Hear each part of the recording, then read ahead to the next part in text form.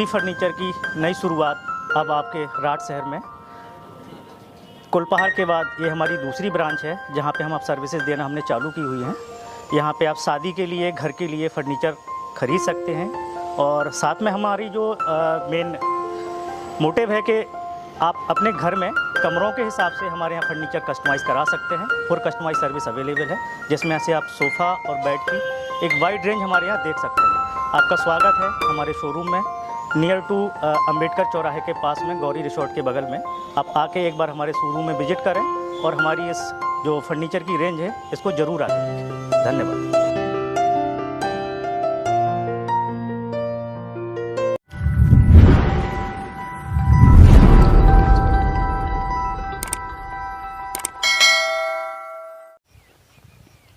Sir के हाथ में जो आपको दिख रही है वो ब्लैक गाजर है।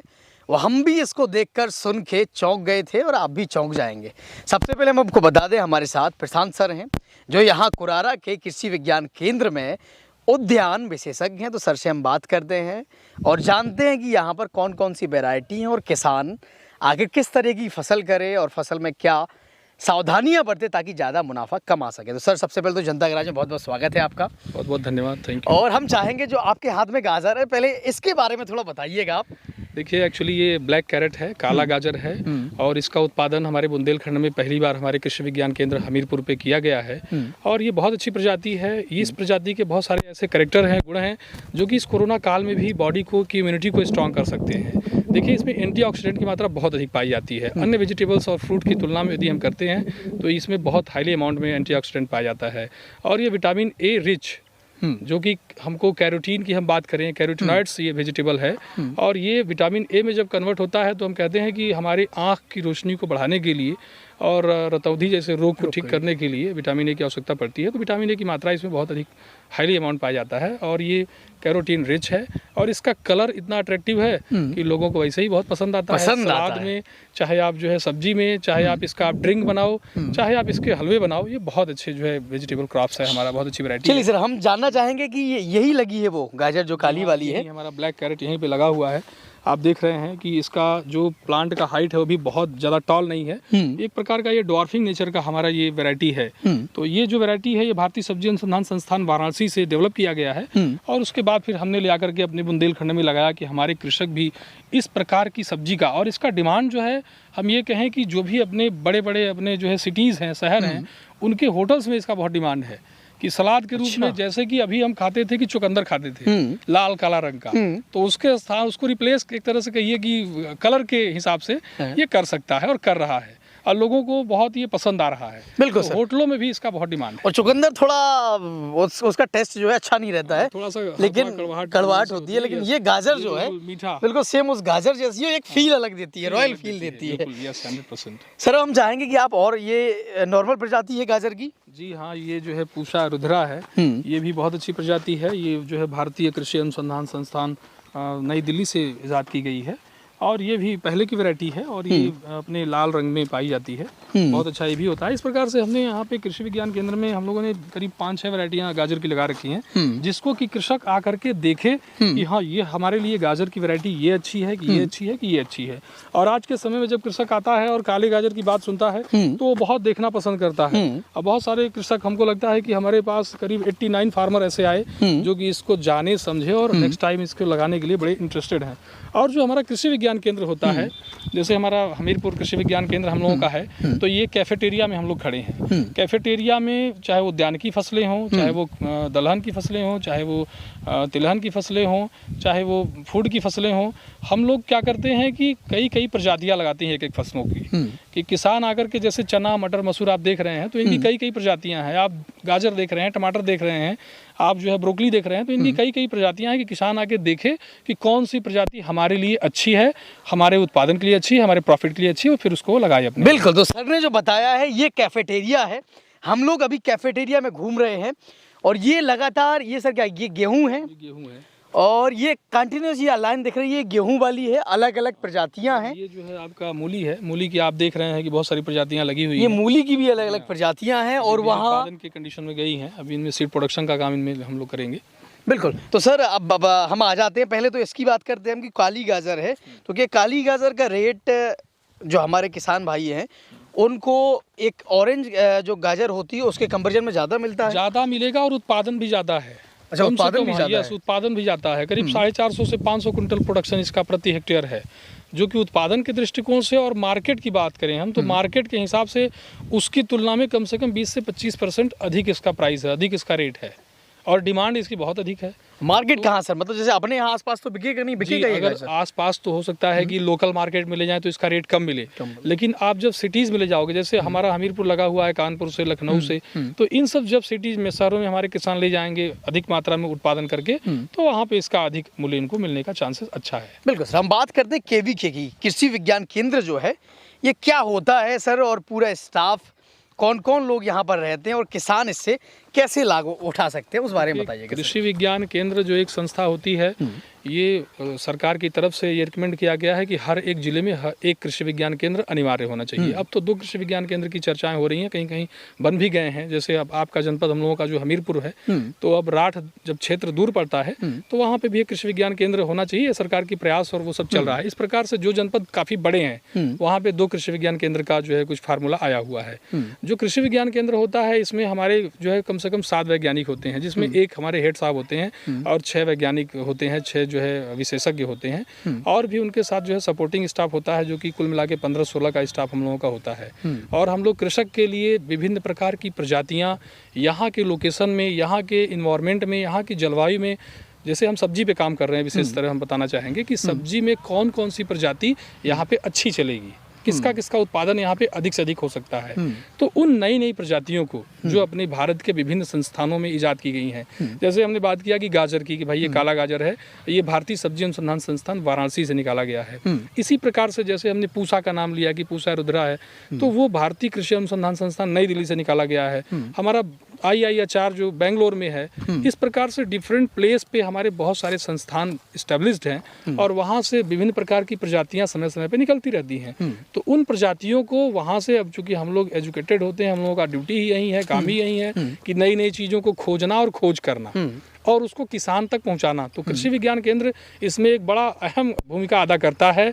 लैब टू लैंड में, लैब में यदि कोई प्रजाति निकल रही है तो उसको लैंड तक कैसे पहुंचाया जाएगा, वो कृषि विज्ञान केंद्र के वैज्ञानिक विशेषज्ञ काम करते हैं उस पर, कि हम वहाँ के संस्था से, व्यवस्था से संपर्क करके उस प्रजाति को हम यहाँ पे ले आए और यहाँ पे लगाए। जैसे कि ब्लैक कैरेट आप देख रहे हैं, हम भारतीय सब्जी अनुसंधान संस्थान से संपर्क किए डॉक्टर BK सिंह सर से, फिर यहाँ पे हमने ले आके लगाया, फिर यहाँ के लिए कौतूहल का विषय बना हुआ है, उस पर हम काम करें। इस प्रकार से कृषि विज्ञान केंद्र का यही उत्तरदायित्व है कि वो किसानों को नई नई तकनीकों से अवेयर करे, जागरूक करे, नई नई फसलों से अवेयर करे और नई नई प्रजातियों से अवेयर करे, और उसी के साथ साथ अपने यहाँ कृषि विज्ञान केंद्र पे डिमॉन्स्ट्रेट करे, प्रदर्शित करे, कृषकों को अपने प्रक्षेत्र पे दिखाए भी और कृषक के प्रक्षेत्र पे कृषक के द्वारा लगवाए भी। बिल्कुल सर। तो ये बहुत अच्छी जो है संस्था होती है और ये बहुत अच्छे कार्य किए जाते हैं इस प्रकार के, कि भाई सीधे जो है लैब टू लैंड प्रोग्राम यहाँ पे चलता है। बिल्कुल सर। जैसे किसान भाई है जो वीडियो देखें, तो क्या कभी भी आ सकते हैं या कुछ प्रोग्राम आप ऑर्गेनाइज करते हैं? हम लोग प्रोग्राम भी ऑर्गेनाइज करते हैं। हर एक वैज्ञानिक को यहाँ पे महीने में एक जो है ट्रेनिंग प्रोग्राम करना पड़ता है। अच्छा। एक ट्रेनिंग प्रोग्राम प्रति वैज्ञानिक को पूरे देश में 1 महीने में करना है, कम से कम करना है। आप 2-3 भी करो तो कोई बात नहीं, कर सकते हो। तो इस प्रकार से जब हम ट्रेनिंग करते हैं तो 1-2 प्रकार की ट्रेनिंग होती है हमारी, एक ऑफ कैंपस होती है, एक ऑन कैंपस होती है। जब हम ऑफ कैंपस करते हैं तो हम, जैसे अभी हम राठ में गए थे तो राठ में हमने एक ट्रेनिंग की। तो जब हम ऑन करते हैं, ऑफ का मतलब कि हमें गाँव में जाके किसान के बीच में बात करनी है, किसान से अपनी बात को साझा करना है, किसान के फील्ड को देखना है, बताना है। और जब हम ऑन कैंपस अपने प्रोग्राम ऑर्गेनाइज करते हैं ट्रेनिंग्स के, प्रशिक्षण के, तो वो प्रशिक्षण हम किसान को अपने कृषि विज्ञान केंद्र में देते हैं और 20, 25, 30 कृषकों को हम यहाँ बुलाते हैं, उनको प्रशिक्षित करते हैं और अपना फील्ड विजिट करके दिखाते हैं कि भाई देखो ये ऐसे ऐसे ऐसे चल रहा है। अभी खरीफ ओनियन पे हम लोगों ने बहुत बड़ा काम किया है और बुंदेलखंड में सबसे बड़े क्षेत्रफल में खरीफ ओनियन की खेती यहाँ पे की गई। और जब से हम लोग आए हैं 2017-18 से हम लोग लगातार प्रयास कर रहे हैं कि खरीफ ओनियन को बढ़ावा दिया जाए, क्योंकि बुंदेलखंड में अन्ना की भी समस्या है और पानी की भी समस्या है, और यहाँ का लैंड ऐसा है, जमीन ऐसी है कि यहाँ कोई भरेल वाला क्षेत्रफल नहीं है। तो खरीफ ओनियन को हम उसी जगह पे लगाते हैं जहाँ पे पानी रुके ना, इसलिए खरीफ ओनियन को काफ़ी प्रमोट किया गया। उससे किसानों ने बहुत ज़बरदस्त लाभ प्राप्त किया। किसान की दुगनी क्या बल्कि तिगुनी चौगुनी हुई उसमें। अच्छा, क्या रेट रहता है सर? क्या खरीफ ओनियन का देखिए आने जो अभी साल बीते हैं, जब से हम काम कर रहे हैं तब से तो बहुत अधिक मूल्य किसानों को मिला। 18 में आप लोगों ने देखा क्या रेट गया, 19 में देखा, 20 में देखा, लेकिन एक नॉर्मल रेट यदि हम बताना चाहें कि किसी भी समय में नॉर्मल रेट कम से कम 20, 25, 30 रुपए किलो मिल जाता है किसी को हमारे। हाँ यस, क्योंकि ये जो खरीफ ओनियन होता है इसका बीज हम डालते हैं, नर्सरी जो तैयार करते हैं वो जून में करते हैं, रोपाई हम जुलाई लास्ट या अगस्त में करते हैं, और हार्वेस्टिंग जो करते हैं वो हार्वेस्टिंग टाइम हमारा जो है अक्टूबर, नवंबर, दिसंबर, जैसे जैसे क्रॉप आगे पीछे लगती है वैसे वैसे चलती रहती है। और जब आप देखते हैं कि अक्टूबर नवंबर में नई प्याज पहले आती थी महाराष्ट्र से, लेकिन अब बुंदेलखंड प्याज देना शुरू कर दिया है। अब लगभग अपना पेट भरने का प्रयास कर रहा है, और आने वाले समय में हम लोग ऐसा प्रयास कर रहे हैं कि हम लोग उत्तर प्रदेश का अपने पेट भरें और अन्य स्टेट को भी हम एक्सपोर्ट करें। तो जो हम दूसरे राज्य पे आश्रित हैं खरीफ प्याज को लेकर के, तो अपना पैसा पहले तो अपने घर में रुके, और उसके बाद फिर हम दूसरे राज्य को जब एक्सपोर्ट करेंगे, निर्यात करेंगे, तो दूसरे राज्य के पैसे भी। बढ़िया सर, उम्मीद है जिस तरीके से आप काम कर रहे हैं आपके सपने और बुंदेलखंड के किसानों के सपने भी साकार होंगे। हम जाएंगे सर यहाँ पर और जो वैरायटी है, जैसे आपने प्याज की बात बताई थी जो पॉलीथीन में लगी है, आप वो दिखाइएगा और किसानों को ये बताइएगा भी कि किसान कैसे उसे कर सकते हैं और कैसे उससे मुनाफा कमा सकते हैं। ये धनिया की कौन सी वैरायटी है सर? जी आइए धनिया के पास चलते हैं। धनिया के पास धनिया की ये बहुत अच्छी वैरायटी है, ACR1 है। अच्छा। और ये जो धनिया की वैरायटी देखिए आगे पानी है, ये जो धनिया की वैरायटी हम लोगों ने यहाँ पे लगा रखी है, इसका बीज उत्पादन का कार्य भी हम लोग करते हैं। एक जो है प्रोजेक्ट भी चल रहा है हमारे यहाँ, MIDH प्रोजेक्ट चल रहा है, जिसके तहत हम लोग बीज का उत्पादन धनिया का कर रहे हैं। और हम लोगों ने पिछले सालों में 1-2 सालों में किया भी है, और वो हमीरपुर जनपद ही नहीं बल्कि और भी अन्य आसपास के जनपद के कृषकों ने इस बीज को खरीद के ले गए और लगाए, और बड़ा अच्छा प्रोडक्शन इससे प्राप्त कर रहे हैं। तो ये तबीजी अजमेर से ये वैरायटी हम लोगों ने प्राप्त की है। वहाँ पे NRC सीड स्पाइसेस है वहाँ पे, और वहाँ पे रिसर्च सेंटर है इसका सीड स्पाइसेस का। तो वहाँ से बीज ले आकर के फिर हम लोगों ने यहाँ पे ग्रो किया, और फिर इसका सीड प्रोडक्शन करके फार्मर्स को प्रोवाइड किया। तो ये बहुत अच्छी वैरायटी है, यदि हमारे कृषक इसको लगाते हैं तो हाईली यील्ड इससे बढ़िया सर। ये बात और बताइए सर, स्पाइसेस की बात हो रही है, कौन कौन से ऐसे स्पाइसेस हैं जो हमारे बुंदेलखंड के एनवायरनमेंट में? जबरदस्त, बहुत अच्छा प्रश्न आपने किया, इससे तो हम बड़े खुश हैं। हम यदि अपने बुंदेलखंड में खेती करना चाहें तो हम हल्दी की खेती बहुत अच्छे से कर रहे हैं, कर सकते हैं। अदरक से हम अधिक से अधिक मुनाफा प्राप्त कर सकते हैं। आप धनिया देख रहे हैं कि आपके सामने लगा हुआ है, और मिर्च जैसी फसल के बारे में आप स्वयं जानते हैं कि बहुत अच्छे से हम लोग कर सकते हैं। यहाँ पे लहसुन की खेती हम लोग बहुत अच्छे से कर सकते हैं। तो इस प्रकार से जो है हम सीड स्पाइसेस की यदि बात करें तो वो भी हम बहुत अच्छे से कर सकते हैं। और राइजोम स्पाइसेस की बात करें कि जड़ वाली जो हमारी स्पाइसेस हैं, मसाले हैं, तो वो भी हम बहुत अच्छे से यहाँ पे ले सकते हैं। तो स्पाइसेस का भी एक बहुत बड़ा हब हमारा ये बन सकता है बुंदेलखंड की मिट्टी इतनी अच्छी है कि हम जो भी चाहें यहाँ पे वेजिटेबल्स और फ्रूट्स को ले सकते हैं, जो कि यहाँ के क्लाइमेट के अकॉर्डिंग है। बिल्कुल सर।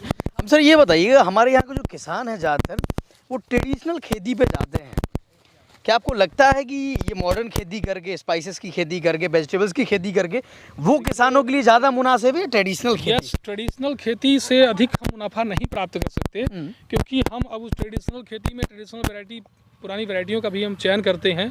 अब हमें नई तकनीकों पे आना चाहिए, क्योंकि नई तकनीकें क्या है कि वो कास्ट ऑफ कल्टीवेशन, जो खेती में व्यय है उसको कम कर देता है और उत्पादन को बढ़ाता है। तो हमें अपने व्यय को, हमें अपने किसानों के व्यय को कम करना है और उनके उत्पादन को बढ़ाना है, जिससे कि उन्हें अधिक से अधिक उत्पादन और जो है उसका मुनाफा लाभ प्राप्त हो सके। इस टेक्नोलॉजी में आपने बात की कि प्याज की बात की, अभी आप ये प्याज देखते हैं, हमने यहाँ पे कृषि विज्ञान केंद्र पे करीब 6-7 प्रजातियां प्याज की यहाँ पे लगा रखी हैं। रबी ओनियन की या रबी प्याज है, कि कृषक आकर के देखे कि ये रबी प्याज में ये वैरायटियां यहाँ लगी हैं और इनमें से कौन सी वैरायटी उनके लिए अच्छी है या यहाँ की मिट्टी के लिए अच्छी है, वो खुद आके देखें। और इसी के साथ साथ एक टेक्नोलॉजी भी लगा रखी है कि जैसे हमारे महाराष्ट्र के बड़े प्रगतिशील कृषक, जागरूक कृषक मल्च पे, प्लास्टिक मल्च पे खेती करते हैं प्याज की, उस प्रकार से बगल में हमने थोड़े से क्षेत्रफल में एक बेड पे हमने मल्चिंग के माध्यम से भी प्याज की खेती यहाँ पे करा है, जिससे कि हमारे यहाँ के कृषक देखें। अब इस टेक्नोलॉजी की यदि बात करते हैं हम,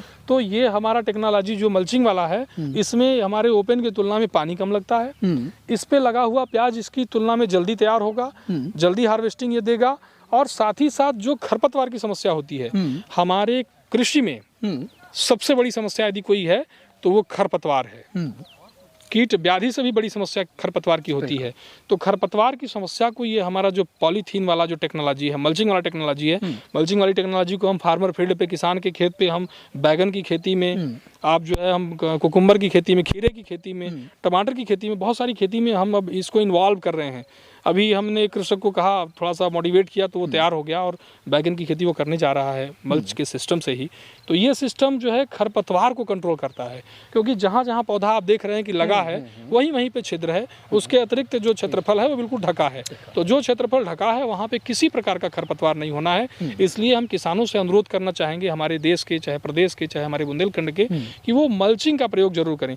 चाहे वो प्लास्टिक मल्च का प्रयोग करें, यदि हो सके तो वो जो खरपतवार या जो फसल अवशेष होता है उसके रेसिड्यूज का यदि वो मल्चिंग में इस्तेमाल करें तो ज्यादा अच्छा है। अच्छा, वो भी कर सकते हैं? वो बहुत अच्छा होता है। मतलब फसल जो एक फसल हो चुकी है उसका जो कूड़ा करकट बचता है, वो अवशेष बचता है। फसल के अवशेष की हम बात करें कि हमने मटर की हार्वेस्टिंग कर ली, तो मटर का जो अवशेष बचा, जो गेहूं का अवशेष बचा, जो धान का अवशेष बचा, उसका हम जो है मल्चिंग करके, उसका पलवार बिछा करके यदि हम खेती करें तो हम नमी को भी संरक्षित कर सकते हैं, कम पानी में अधिक उत्पादन कर सकते हैं। खरपतवार का हम 100% तो मान सकते हैं कि यदि किसान अगर अच्छे से करता है तो 100% भी, नहीं तो 90 to 95% आराम से खरपतवार कंट्रोल रहता है। क्या बात, ये जान लीजिए। इसलिए बहुत अच्छी टेक्नोलॉजी है, इसका प्रयोग हमारे किसानों को करना चाहिए। बढ़िया।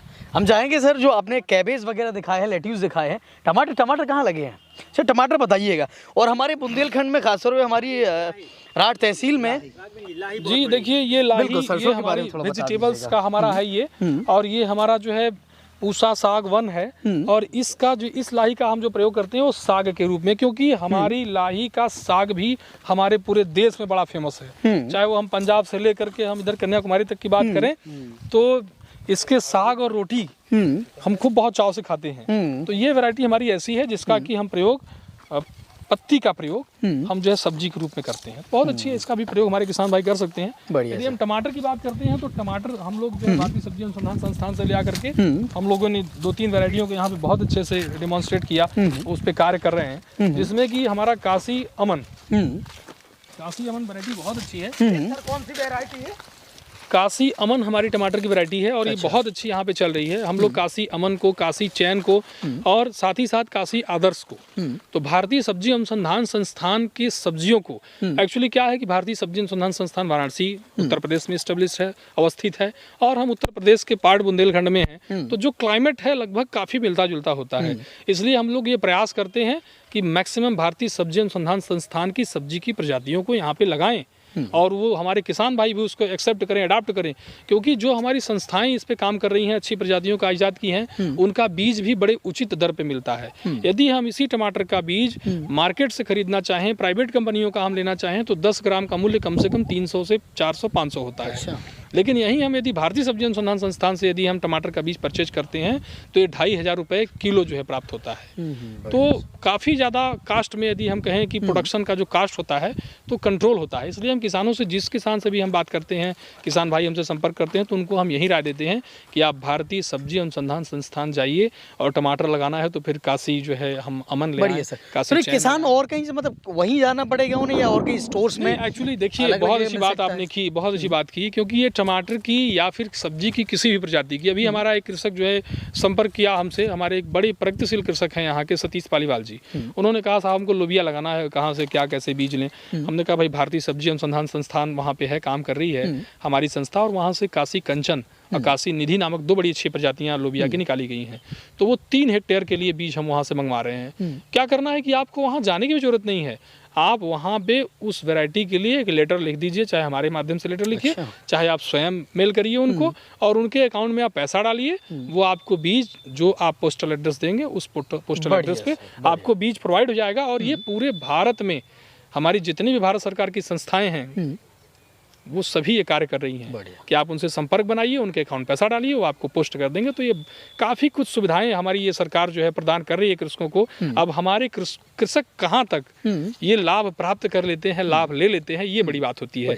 और वो लाभ लें, इसके लिए हम लोग काम कर रहे हैं। बिल्कुल, जब जब कृषक से मिलते हैं हमारी बातें होती हैं। और प्रतिदिन मैं यदि अपनी स्वयं बात करूँ, कृषि विज्ञान केंद्र में कुछ नहीं तो 20 से 25 कृषक मिलने आते हैं। और हम इसीलिए कहते हैं भैया फ़ोन करके आइए, पता चला हम बाहर चले गए, हमारे कृषक बेचारे परेशान हो जाएंगे, जाएंगे 150 रुपए जो है भाड़ा किराया लगा करके, आज इस महंगाई के समय में कहाँ।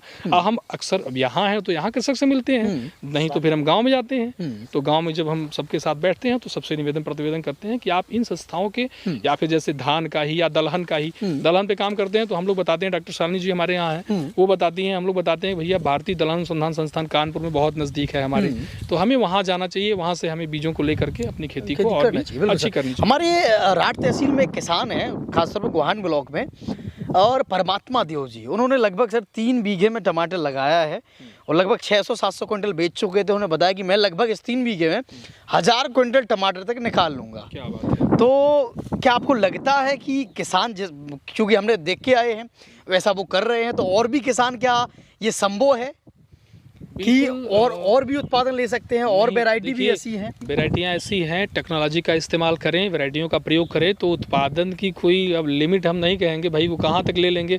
हम जिस वैरायटी को रिकमेंड किए हैं, हमारे जो भारतीय सब्जी अनुसंधान संस्थान या कोई भी हमारे रिसर्च इंस्टीट्यूट के गवर्नमेंट ऑफ इंडिया के हमारे वैज्ञानिकों ने रिकमेंड किया है, तो पता चला कि इस क्षेत्र में आया वो वैरायटी, तो पता चला वो अधिक उत्पादन दे देती है।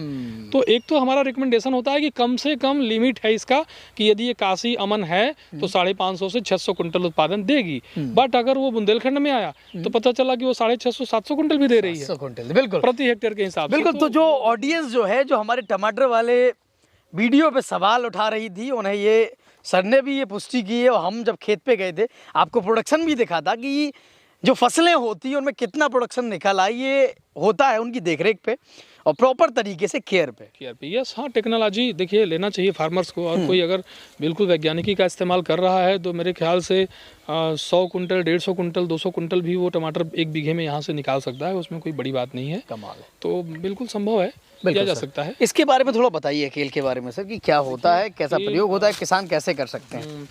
देखिए केल अभी हम लोगों ने ले आकर के यहाँ पे लगाया है, पहली बार लगाया है अपने बुंदेलखंड में। ये एक जो है सलाद की सब्जी है, इसमें कैरोटीन रिच है, ये न्यूट्रिएंट्स विटामिन्स रिच है, मिनरल्स रिच है, खनिज लवण की मात्रा भी अच्छी पाई जाती है, और ये इसका डिमांड जो है बड़े शहरों में और होटल्स में ही ज़्यादा है।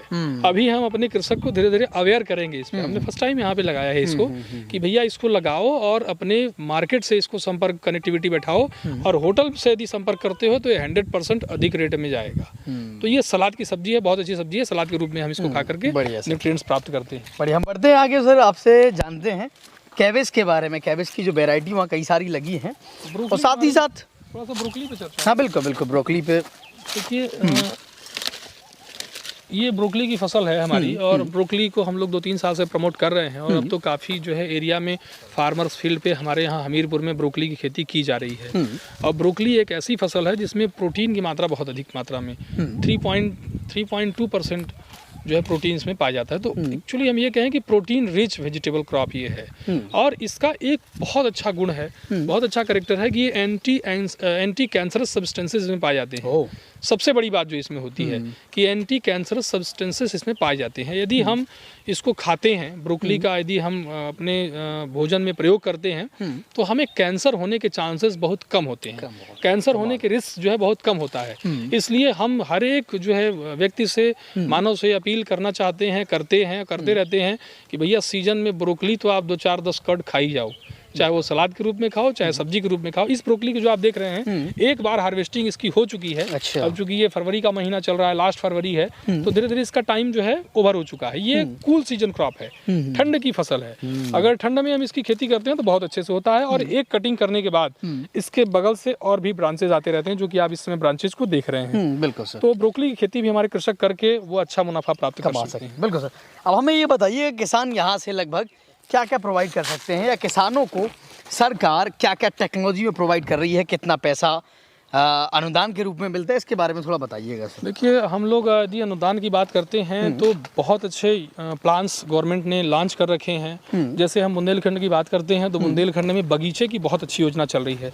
हमारे किसान भाइयों को उद्यान विभाग जो जिले का होता है उससे संपर्क करना चाहिए, और संपर्क करके उन्हें उन योजनाओं को लेना चाहिए। जैसे कि हम बात करते हैं कि बगीचे की योजना, तो फलदार वृक्षों की यदि बगीचे हमारे किसान भाई लगाते हैं तो 1 हेक्टेयर क्षेत्रफल में यदि वो लगाते हैं तो उनको 3,000 रुपये प्रति महीना जो है सरकार की तरफ से प्राप्त होता है। उसमें कुछ कायदे कानून है कि वो 80% या उससे अधिक पौधे जो है सर्वाइव करने चाहिए, लगे रहने चाहिए। ऐसा नहीं कि आप बगीचे लगा दीजिए, पौधे नहीं है तो फिर आपको ये योजना का लाभ मिलता रहेगा, ऐसा नहीं है। हाँ, अगर आपने प्लांटेशन किया है और पौधे सर्वाइव कर रहे हैं तो आपको उसका लाभ मिलेगा। और ये जो है 3 साल तक कंटिन्यू मिलता है। आप चूंकि हम लोग रिकमेंड किए हैं कि भाई 3 साल या उसके बाद हमें प्रोडक्शन लेना है, तो देखिए इधर पानी है, तो 3 साल या उसके बाद जो है प्रोडक्शन लेना है, तो तब तक क्या है कि सरकार उनको पैसा देती रहती है कि भैया जब तक बगीचा से फल न लो तब तक जो है हमसे सहयोग लेते रहो। तो वो एक बड़ी अच्छी योजना है। दूसरा, ये योजना अपने बुंदेलखंड में जहाँ पे कि पानी की यदि हम बात करते हैं कि पानी की यहाँ बड़ी किल्लत है, बड़ी कमी है, तो बुंदेलखंड में पानी की बड़ी किल्लत है। उस स्थिति में यदि सब्जियों की खेती या फलों की खेती करनी है तो उसके लिए गवर्नमेंट का एक बड़ा अच्छा योजना है ड्रिप इरिगेशन सिस्टम, बूंद बूंद सिंचाई पद्धति, जिससे कि एक एक बूंद का प्रयोग फसल के उत्पादन में किया जा सकता है। एक एक बूंद से अधिक उत्पादन प्राप्त किया जा सकता है। उस पर गवर्नमेंट के 90% 80% सब्सिडी के जो है प्लान है। अब तो बहुत सारे कृषकों को हमने अवेयर किया है और यहाँ पे बहुत सारे अब ड्रिप इरिगेशन सिस्टम इंस्टॉल हो चुके हैं, लग चुके हैं। और जो है स्प्रिंकलर इरिगेशन सिस्टम भी एक इसमें है, जो कि बौछारी सिंचाई होता है। वो दलहनी फसलों के लिए हमारे यहाँ वरदान है और उससे कुछ नहीं तो 15 से 20% प्रोडक्शन बढ़ता है, चाहे वो सब्जी मटर का हो, चाहे वो दाल वाली मटर का हो, चाहे वो चने का हो। तो उसका भी प्रयोग हमारे किसान भाई करें और उसमें सब्सिडी भी सरकार दे रही है। ड्रिप इरिगेशन सिस्टम हो चाहे वो स्प्रिंकलर हो, दोनों पे जो है 80 से 90% अनुदान सरकार की अभी मिल रही है। किसान कैसे सर ऑनलाइन करके क्या कर सकते हैं इस प्रोसेस? ऑनलाइन अपना, हाँ, ऑनलाइन अपना रजिस्ट्रेशन वो उद्यान विभाग में करें। वो कुछ जिसको ड्रिप लेना है वो ड्रिप के लिए करे, जिसको स्प्रिंकलर लेना है स्प्रिंकलर के लिए करे। फिर अपने पेपर्स वो जिला उद्यान अधीक्षक के यहाँ सबमिट करते हैं और उसके बाद जैसा जैसा जो आगे पीछे रहता है उसके अकॉर्डिंग उन्हें मिल जाता है। तो सर बात करते हैं, पहले तो हमें लेट्यूस पे बात करते हैं, वहाँ चलते हैं सर। उसके बाद यहाँ कैबेज पे आते हैं और इसकी कहानी भी सर बता दीजिएगा कि होते सब गोभी ही हैं, लेकिन कैसे एक प्रोसेस से कोई कुछ बनता है तो कोई कुछ बनता है, इसके बारे में थोड़ा बताइएगा। अच्छा, देखिए एक्चुअली और ये कुछ अलग दिख रहा है हमें, ये क्या है सर?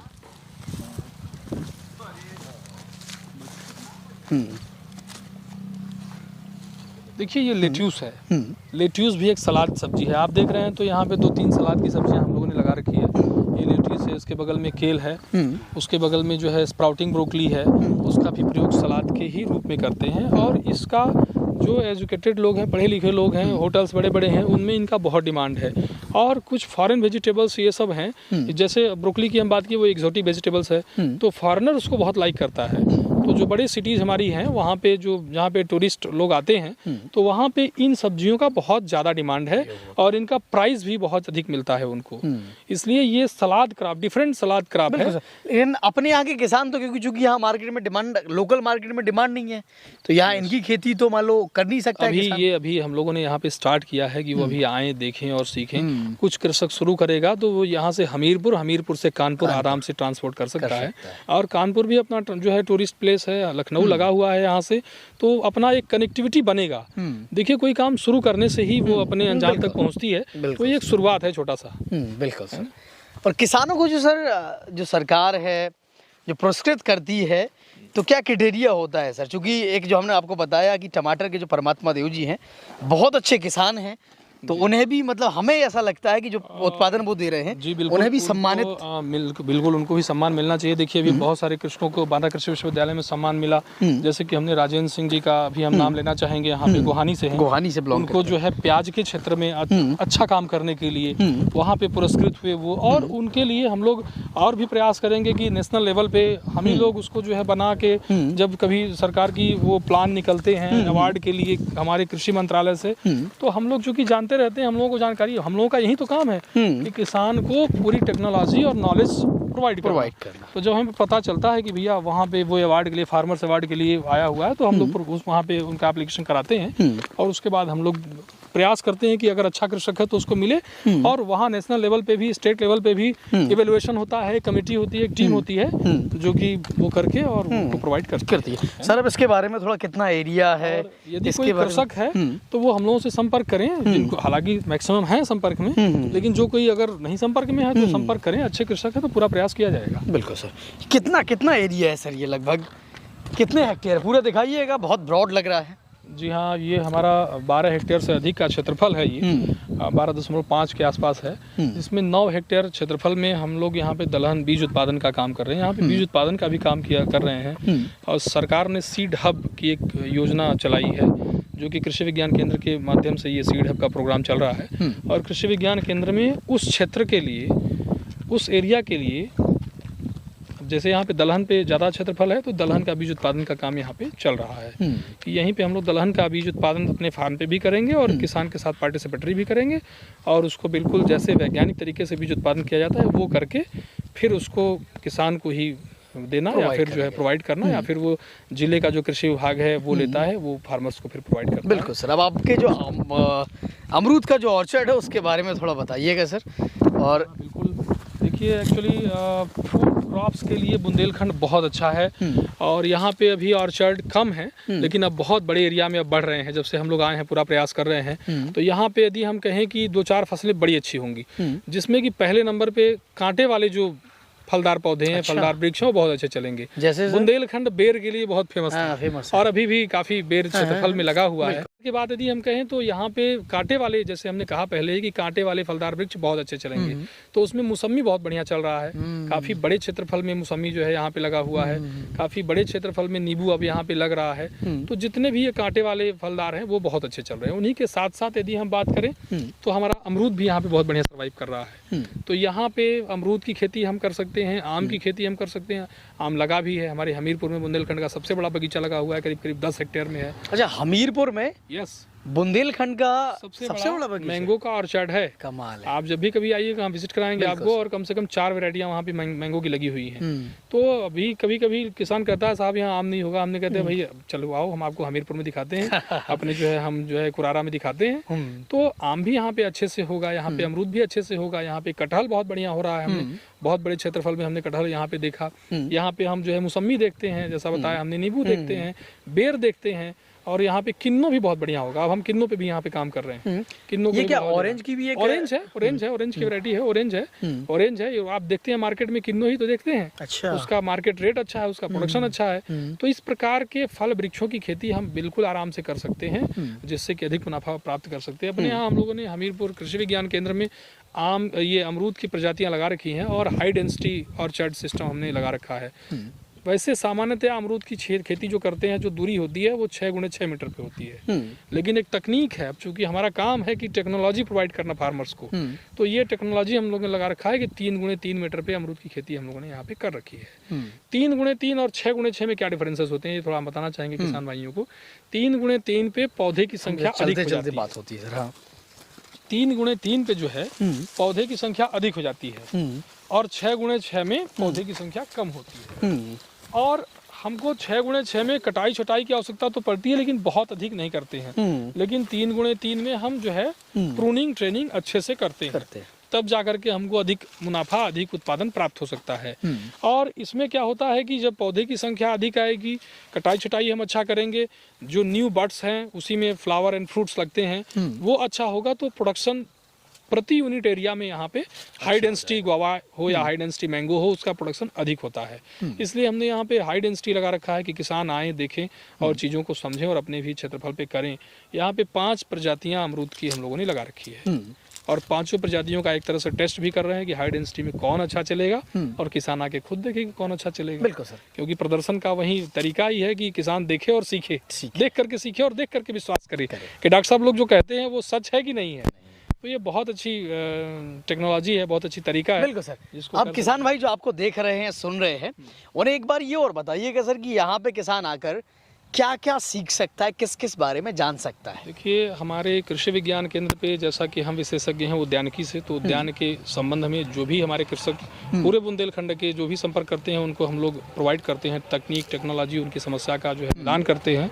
और हमारे जनपद हमीरपुर के कृषक जो है कभी भी आ सकते हैं, कभी भी फ़ोन कर सकते हैं, कभी भी आके भ्रमण करके देख सकते हैं, और कोई रोक टोक नहीं है। ये कृषि का क्षेत्र है, कृषि का जो है केंद्र है, और कृषक के लिए ही है। बिल्कुल, जो कि कृषक के लिए ही हम दिन रात काम कर रहे हैं। तो आकर के वो सब्जी है, फल है, फूल है, इन सारी चीज़ों पे टेक्नोलॉजी देख सकते हैं, हमसे सीख सकते हैं। उसी के साथ साथ हमारे यहाँ वैज्ञानिक है डॉक्टर शालिनी मैडम है, जो फसल उत्पादन की हैं, जो चने पे, मसूर पे, मटर पे, गेहूं पे, धान पे, सब पे काम कर रही हैं। उसी के साथ साथ डॉक्टर SPS सोमवंशी साहब हैं, पशुपालन के हैं, जो कि बकरी है, जखराना नस्ल की बकरी भी उन्होंने डॉक्टर साहब ने लिया, बहुत अच्छी चल रही है। और गाय है और मुर्गी, मुर्गा, मतलब अलग अलग विषय से संबंधित वैज्ञानिक हैं। उसी के साथ साथ डॉक्टर चंचल सिंह जी हैं, जो मधुमक्खी पालन का बहुत बड़ा क्षेत्रफल यहाँ पे अब खड़ा कर दिया है। और मधुमक्खी पालन के साथ साथ चंचल सिंह जी फसल सुरक्षा से हैं। तो फसलों में जो रोग व्याधि आती है, चाहे वो कोई फसल हो, चाहे वो दलहनी फसल, तिलहनी, फल फूल सब्जी कोई भी हो, तो वो काम करते हैं कि भाई कोई रोग व्याधि लगा तो उसको कैसे कंट्रोल करेंगे, वो किसानों को उसकी जानकारी देते हैं, करते कराते भी हैं। फिर एक हमारे यहाँ डॉक्टर फूल कुमारी मैडम है, जो कि होम साइंस, क्या क्या हम उत्पादित करते हैं और उसको हम किस किस रूप में खा सकते हैं, उस विषय पे वो जो है टेक्नोलॉजी देती हैं, ज्ञान देती हैं और प्रशिक्षण देती हैं, समझाती बताती हैं। और हमारे यहाँ डॉक्टर SP सोनकर सर हैं, जो कि प्रसार वैज्ञानिक हैं। इन सब चीज़ों का प्रसारण कैसे होना चाहिए, गांव-गांव तक कैसे पहुंचनी चाहिए, वो सब टेक्नोलॉजी पे वो काम करते हैं। और डॉक्टर मोहम्मद मुस्तफ़ा सर जो हमारे हैं, हम सभी के हेड हैं, 16 स्टाफ मेंबर्स के, और वो गाइड करते रहते हैं समय समय पे भी कि हाँ और क्या अच्छा कैसे करो आपकी और अच्छा हो जाए। तो इस प्रकार से हम लोगों की एक टीम है जो कि हमीरपुर जनपद के लिए विशेष करके, बाकी बुंदेलखंड के लिए जो है बराबर निरंतर काम कर रही है और बहुत अच्छे से काम कर रही है। चलिए, तो बहुत बहुत शुभकामनाएं सर आपको और आपकी टीम को कि आप ऐसे ही काम करते रहें। हमारे किसान हैं लगातार उन्नति की ओर बढ़ते रहें। तो आप देख रहे थे जनता का राज, हमारे साथ डॉक्टर प्रशांत जी थे। और कुछ कहने वाले हैं सर? बिल्कुल, बहुत बहुत धन्यवाद। ठीक है, बिल्कुल। तो चलिए, हमारे साथ डॉक्टर प्रशांत जी थे, जिन्होंने सब कुछ बताया। उद्यान विशेषज्ञ हैं यहाँ पर KBK में, कृषि विज्ञान केंद्र कुरारा में। आप देख रहे थे जनता का राज। धन्यवाद।